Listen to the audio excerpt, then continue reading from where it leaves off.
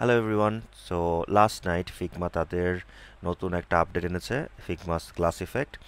এবং আমি চিন্তা করলাম সবার সাথে এটা একটু ইন্ট্রোডিউস করাই দিই এবং সবাই যেন এটা খুব তাড়াতাড়ি ইউজ করতে পারেন।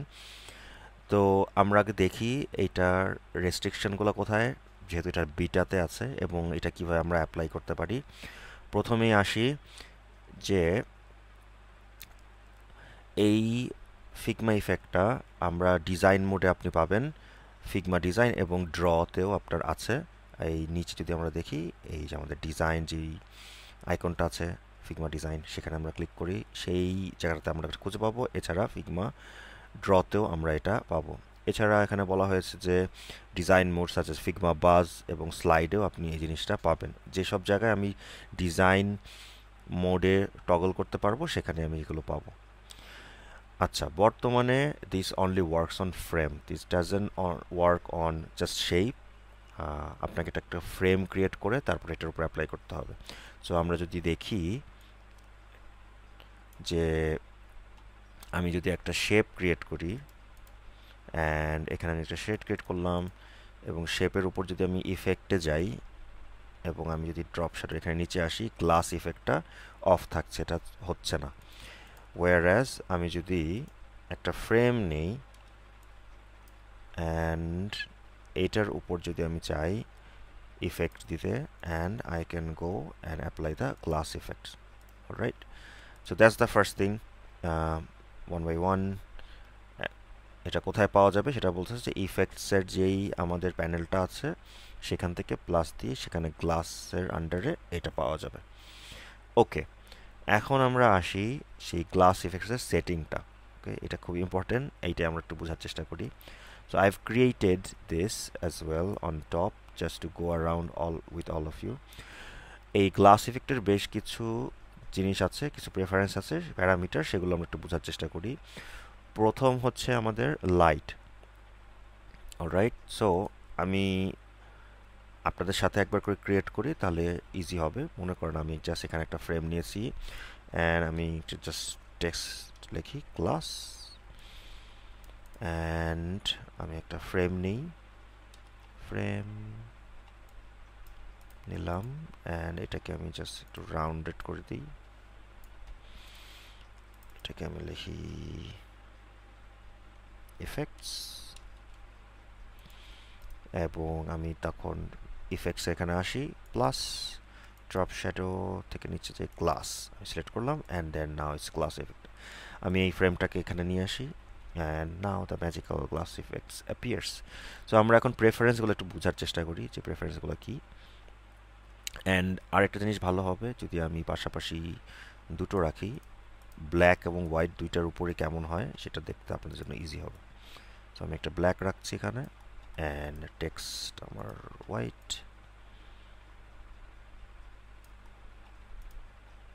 আর একটু হোয়াইট করে দিই, পারফেক্ট। রাইট, সো দুইটার মধ্যে আমরা দেখতে পারবো। প্রথমটা হচ্ছে আমার light. So it সেইজ that you can adjust the angle and the intensity of the light illuminating your glass frame to change where the highlight appears on the frame edge। মানে হচ্ছে এই যে ফ্রেমের আপনার এজে দেখেন এইখানে একটা লাইট আছে, এইখানে একটা লাইট আছে, এই জিনিসটাকে আপনি কন্ট্রোল করতে পারবেন। এটা আসলে ব্ল্যাক ব্যাকগ্রাউন্ডের উপরে খুব ভালোভাবে দেখা যায়। আমরা একটু চেষ্টা করি, আমি যদি এটাকে সিলেক্ট করি এবং আমার প্রেফারেন্সে যাই, দেখেন আমি যদি লাইটটাকে এখন নাড়ানোর চেষ্টা করি, and then this one moves, this whole light area যে দেখতে পাচ্ছেন এই জিনিসটা মুভ করতেছে। সো এইটাও আমরা মুভ করতে পারবো। আমি যদি চাই আমি এটাকে অ্যাঙ্গেল মুভ করতে পারবো, so the angle changes here. And also আমি লাইটের ইন্টেন্সিটিটা বাড়াতে এবং কমাতে পারবো। আমি যদি চাই কমা দিতে পারবো, আমি যদি বাড়াই তাহলে বেড়ে যাবে। সো এটা হলো একটা, বাই ডিফল্ট হচ্ছে 80% থাকে, আমি 80% রেখে দিচ্ছি, and that's the first thing. So আমরা এই যে লাইটের যেই এজের রিফ্লেকশনটা আছে সেটা আমরা কন্ট্রোল করতে পারবো। Let's see the second thing. Second one আছে হচ্ছে রিফ্লেকশন। রাইট, এখানে আমরা অ্যাপ্লাই করে বুঝতে পারবো রিফ্লেকশনটা কি। রিফ্লেকশন আমি যদি বাড়াই বা কমাই, এজের যেই রিফ্লেকশনটা এইটা আমার বাড়বে অথবা কমবে। আপনারা এখান থেকে দেখতে পাচ্ছেন, আমি যদি বাড়াই অ্যান্ড আমি যদি সরাই, দেখতে পাচ্ছেন যে রিফ্লেকশনটা অনেক বেশি আসতেছে। আবার আমি যদি কমাই দিই জিনিসটা, তাহলে রিফ্লেকশনটা কম আসবে। এখনও আসছে কিন্তু খুবই কম আসছে। Okay, so we can use this as well, and the same goes for the white as well. যদি দেখি রিফ্লেকশন আমি যদি এখন 80 আছে বেশ ডিফল্টে, আমি যদি এটাকে কমাই বা বাড়াই, and then it goes there. By the way, it's not called reflection, it's called refraction. Okay, I made a mistake. So that's how it is. Okay, এরপরটা আছে হচ্ছে ডেপথ। ডেপথটা বোঝার চেষ্টা করি। ডেপথে যেটা হবে, ডেপথে হচ্ছে যে আপনি এমনভাবে চিন্তা করেন যে এই গ্লাসটা আপনি এই যে লেখাটার কত উপরে দিচ্ছেন অথবা কত নিচে ধরছেন আর কি। তো সেখান থেকে আমি এই জিনিসটাকে বুঝতে পারবো। ধরলাম আমি ডেপথটা যদি বাড়াই, তাহলে দেখেন ইটস অলমোস্ট লাইক আমি গ্লাসটার অনেক উপর থেকে দেখছি। আমি যদি কমাই, তাহলে মানে আমি গ্লাসটার কাছাকাছি আছি। অলরাইট, এইটা দিয়ে আমি ডেপথটাকে উপর নিচ করতে পারবো, এবং যত বেশি ডেপথ বাড়াবো তখন আমার এই যে দেখতেছেন দেখা গেল এখন একটা লেটারের উপর আমি শুধু একটা লেটারকে দেখতে পাচ্ছি। এখানে আসলে আমার বাকিগুলো একদম অলমোস্ট ডিফ্লেক্ট হচ্ছে আর কি। হোয়াইটের উপরেও একই জিনিস আমি চেষ্টা করি হোয়াইটের উপরে দেখানোর, and that's it. It works like magic, by the way, I really like it. The last one, যদি আমরা দেখি হচ্ছে dispersion. There are two more actually, not last. Dispersion and frost. Okay, so ডিসপারশনটা হচ্ছে আমরা যখন আপনারা দেখবেন একটা গ্লাস আপনি নিচ্ছেন, বা আমার চশমার কথাই যদি বলি, চশমাতে একটা kind of like a blue কালারের একটা ইফেক্ট চলে আসে।